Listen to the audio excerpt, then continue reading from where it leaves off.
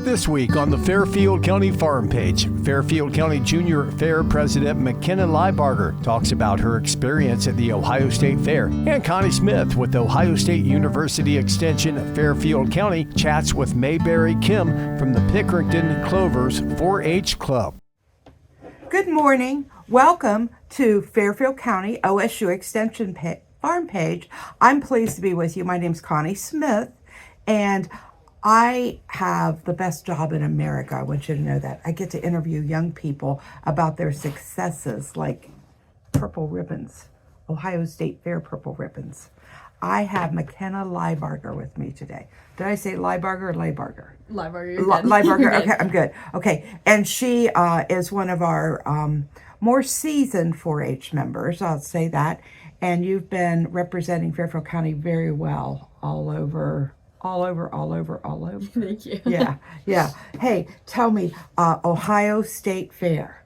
Let's talk about how did you get there? Summer judging. Tell me about that. So I picked the projects that I chose back in March when we did 4-H enrollment, and then I've been working on them from March to the middle of July, which is when Fairfield County held their summer judging event. Mm-hmm. I was actually at C Camp during summer judging, so I had to pre-record videos of me talking about all my projects and my displays and stuff, which was a little bit stressful, but it was a lot of fun, and I got to go really in depth with all my projects and just have 10-15 minutes to talk directly about my projects, which was a lot of fun.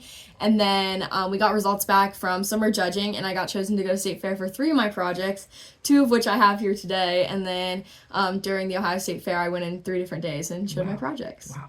Is that the first time you've had a three-peat at the State Fair? Yeah, I've gone to the State Fair before with just one project for a couple of years, but this is the first year that I went for multiple projects. Yeah, okay. So we're going to talk a little bit today about this project and its farm-to-table career. And this is a brand new project. Yes, this is a new project this year. Tell them a little bit about this project. Yes. I'm holding your book.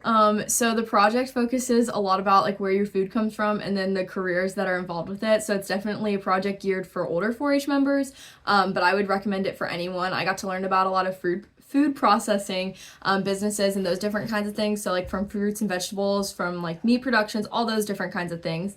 And then I got to take all of these experiences and do activities with the real world. So I got to make a menu of my own. I got to plan how you could be more sustainable in your daily life, stuff like that. So it was a lot of fun. And then I also got to learn about different careers at the end of each section. So I got to searched up different things like a food processor and a distribution manager and different things like that, which was a lot of fun. And it seems right now I'm looking at your menu, a lot of your things came locally. Yeah, so that was part of the challenge for this activity specifically. So you had to go somewhere to whatever store, whatever Kroger, Walmart, whatever, and find goods that were specifically produced just in Ohio, which was a lot of fun. I went to the Winchester Farm Exchange, which is an exchange a farm exchange in Canal Winchester, and I used all of their products from in there, so it was from farmers all around the area, so that was a lot of fun. So did you like the book? I did. It was a lot of fun. I had a lot of fun doing it. I felt like it was a new thing every page, and I wasn't bored doing it, so it was a lot of fun. Yeah,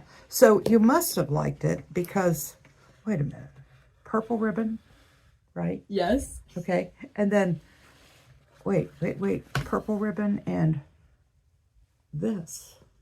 Oh my gosh. What's that mean? What's all this mean? At the State Fair, I got first place for the project, so I got a clock trophy and an Outstanding of the Day ribbon from it. So yeah. So for those of you who don't know, this clock trophy is the best of the day in that project in the state of Ohio. Okay, so let's talk about how these kids represent us in Fairfield County. They represent us in big ways. Yeah, in big ways. Very cool. Very cool. Now tell me, I know the one project you couldn't bring in because we can't accommodate a tractor on the farm page, okay? So you did a self-determined project. Yes, I did. Tell me about that. So I, about a year ago, started fixing up an Oliver 60 row crop tractor. So we got the tractor. It was completely, it was old, not really running. All the parts needed replaced and everything. So over the past year and a half, I've spent a lot of time at a farm in Baltimore fixing up this tractor. We've done different things. We've taken taken it apart completely. We've restored the engine completely for it. We've started painting a lot of stuff. So after we've got everything restored, like all like the alternators and the distributors and things like that, we've got all of it back now. So we're starting to put back together the tractor. So I did my self-determined project based on that because it's something that I've learned a lot from, and it was something that I really enjoyed. So, and there's pictures. I wish I don't know if this is even you're even gonna be able to see this, but this whole notebook is just completely full of pictures of all kinds of things Makenna did to restore this tractor. And I've seen it in person. I'll tell you that. I've seen it in person, and it is gorgeous. It is really, really pretty. In fact, it was just at the Fairfield County Antique Tractor Show. yes, it was. Yeah, it was. So, what did you learn from the tractor restoration project? Yeah, I learned a lot of stuff. I definitely learned a lot about like time management, so having to like devote the time to actually work on the project. I also learned a lot of like mechanical skills from it. So my lab that's at the Career Center right now that I'm a part of, we talk a lot about like electrical stuff and small engine maintenance. So I've gotten to apply a lot of those properties and like things that I've learned to this project. So with it, I've learned a lot about like electrical circuits, different things like that, fixing up our alternator to the distributor, other things like that. Yeah. So yeah, all those kinds of things. Senior at Canal Winchester, correct? Yes. So what that means is you tell us what path are you on? Help us understand that. Yes, so I'm a senior right now at Canal Winchester High School. So I do half days with my education. So in the mornings, I'm at my high school, so Canal Winchester, and I do my academic classes there. And I'm currently taking college classes through Columbus State. And then in the afternoon, I go over to Eastland Career Center, which is where I take my lab, which is focused on ag and heavy machinery. So, yeah. Wow. These kids do great work, purple ribbons. What was the second one for? I forget. You told me. One of them was for the Farm to Table project, yeah. and then the other one was for my self-determined project. Which was the tractor restoration. Yeah. So, not only did she put it on the table, she fixed the tractor to plant it and get it to the table, okay?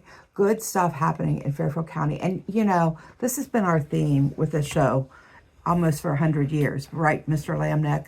We are always celebrating good kids doing good things on the farm page in Fairfield County and beyond. And we thank you for joining in today. We ask you to click below and subscribe because we have got so many good interviews coming your way. And you're going to want to learn about these kids, 175th Fair celebration, all kinds of good stuff happening right here, Fairfield County Farm Page. Thanks for joining us today. Thanks, Makenna. Yes, thank you.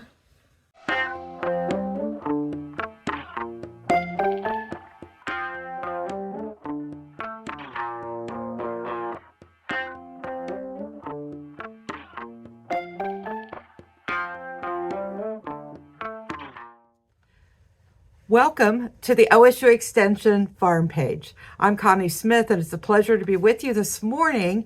And again, more good kids doing good things in 4-H. They've all been through summer judging. Some have been to state fair. But I tell you what, I am learning so much, and I hope you will too, with all of these interviews with youth that take summer judging projects. And I have Mayberry Chem with me this morning from the Pickerington Clovers 4-H Club. Good morning. Good morning. So let's talk about you. How many years in 4-H? 7 years in 4-H. 7 years in 4-H and with Pickerington Clovers, correct? Mm-hmm. Where do you go to school? I go to school at Lakeview Junior High. I'm a 7th grader there. 7th grader there, yeah. So what got you started in 4-H? I mean, my sister took 4-H, and I wanted to also do 4-H. So. Yeah. And you tell me you've done a lot of self-determined projects.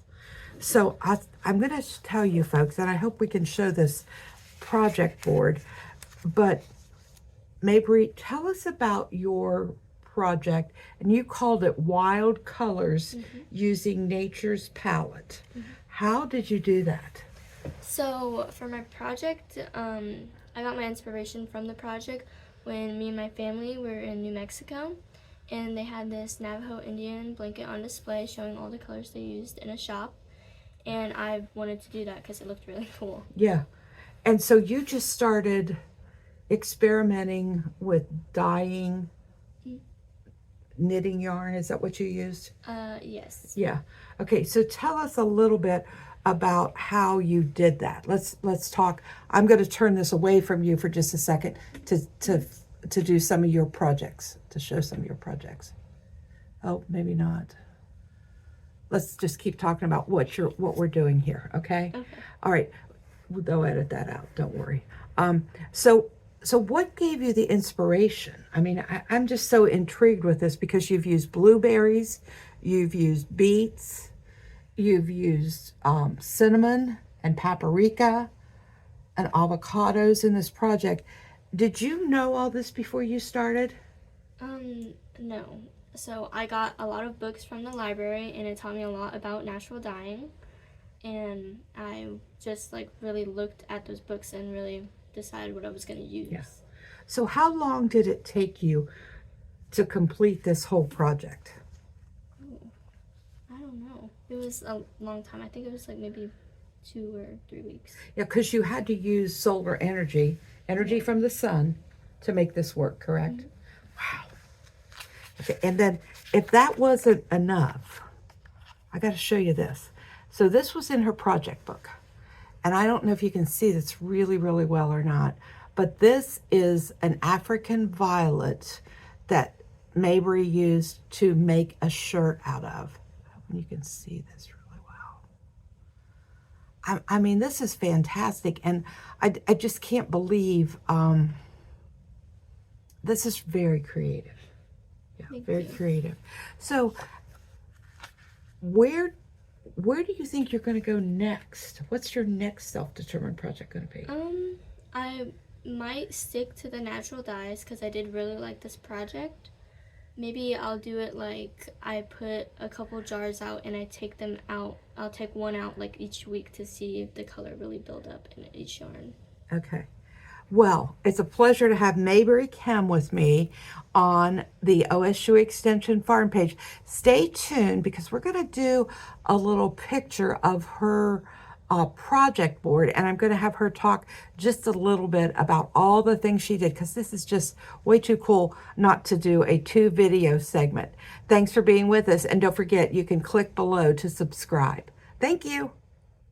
Welcome to the OSU Extension Farm Page. Mayberry Chem is with me. And folks, I got to tell you, this was just too cool not to be able to see this. Mayberry, you talked about a self-determined 4-H project that was all about wild colors. Mm-hmm. And I want folks to see really quickly, can you point to us and show us what you really started with as far as the uncolored dyes? So I did use these as my fibers, but I also used a bunch of different stuff to dye the yarn. So I used cochineal. Cochineal is a little beetle that you can find on cacti, and they are used as natural red 40 in foods. Okay, very and cool. Then I have turmeric, onion peels, paprika, avocado pits, hibiscus, and then down here I have black beans. So those at the bottom were all done with black beans. Is that correct? Yes. I used vinegar and baking soda to change the pH levels in the water to see if I could get different colors. Okay. And then did you knit all those little squares? I crocheted them. Crocheted. Mm-hmm. You see, I'm not handy with that. I'm not Susie Homemaker with that stuff, okay? Mm-hmm. So let's talk about up here at the top, you talk about your solar dyeing. Mm-hmm. And how many days did those jars set in the sun? About 7. 7 days. And this is what you came out with when you were all done, correct? Yes. That is the yarn after I took it out of the jars. Yeah. And then how did you get it back to where you could crochet it? It had to dry for a while. Had to dry? Yeah. Okay. Very cool. Very, very cool. And then here again, folks, I know in the first interview we mentioned this this blouse that Mayberry created with the African violet. Here it is a lot closer. And what did you do? Did you stamp it or how did you? So you take the flowers and then you put it onto the shirt and then you like hammer them into the shirt. Really? Mm-hmm. Now let me ask you this. Have you washed that shirt yet? No. Yeah, I'd be afraid to wash it. Yeah. Yeah, I'd be very afraid to wash it. So I just think this is so daggone creative. And I love the different colors that you created, like with the turmeric and the red onion peel and paprika. You know, in my Master Gardener world, we did this one time. We naturally dyed Easter eggs using the same lot of, same bunch of these colors. Very cool. Well, folks, it is a pleasure to have Mayberry Chem from Pickerington Clovers 4-H Club with us, and her wild color self-determined 4-H project. You know, that this is just, you can't even imagine until you get to interview these 4-H youth or be a part of summer judging some of the creative ideas they come up with. 4-H is really, really, really a program for everyone. And we hope you'll encourage your kids, your grandkids to get involved and join in, because there's so much to learn. Thanks for being with us on the OSU Extension Farm Page. Be sure to click down below so you can subscribe to our YouTube channel. Thanks. Goodbye.